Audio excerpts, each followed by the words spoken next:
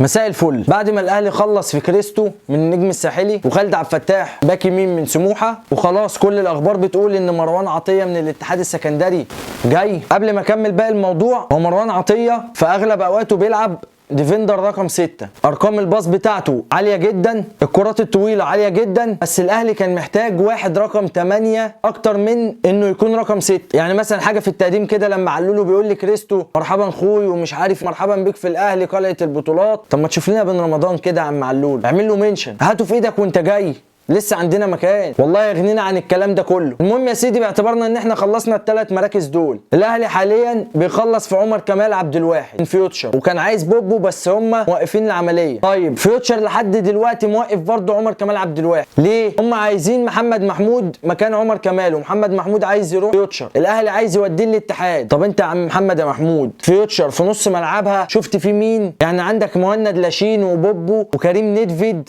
واسامي كتيره، انت رايح تلعب مكان مين بفورمه العجيل اللي انت فيها دي؟ انما هتروح الاتحاد هتلعب ويمكن في النص موسم ده جسمك يقل شويه وتبدا تاخد رتم الماتشات من تاني. انت بقالك 3 سنين قاعد ما بتعملش اي حاجه غير انك بتاكل وتتخن. ماشي، موضوع عمر كمال اظن ان فيوتشر لو وقفت في الانتقالات دي قدام الاهلي زي ما وقفت في الانتقالات اللي فاتت، الاهلي هيمنع التعامل مع فيوتشر نهائي. يعني لو ما خدناش عمر كمال كده من الاخر، من الانتقالات الجايه الاهلي هيسحب سعد سمير ومصطفى البدري وكريم ندفيد، وهيمنع التعامل مع اي حد من فيوتشر نهائيا، لان كده هيبقى في تعنت واضح قدام الاهلي. الاهلي لسه محتاج مهاجم تقيل بعد ما مشينا حسام حسن، ومحتاج باك شمال، ده شيء اساسي. معلول لو لا قدر الله اتصاب مفيش حد عندك، والناشئين اظن انت عارف مستواهم عامل ازاي، يبقى انت محتاج باك شمال ومهاجم، ولو جبت جناح شمال تحت السن يبقى كتر الف خيرك، انت محتاجه. انا بس كل اللي عايزه ان الاهلي ما يستخسرش في موضوع المهاجم ده، ويجيب مهاجم تقيل وكلاس ايه حتى لو سعره عالي شويه. انما الاهلي محدد 27 سنه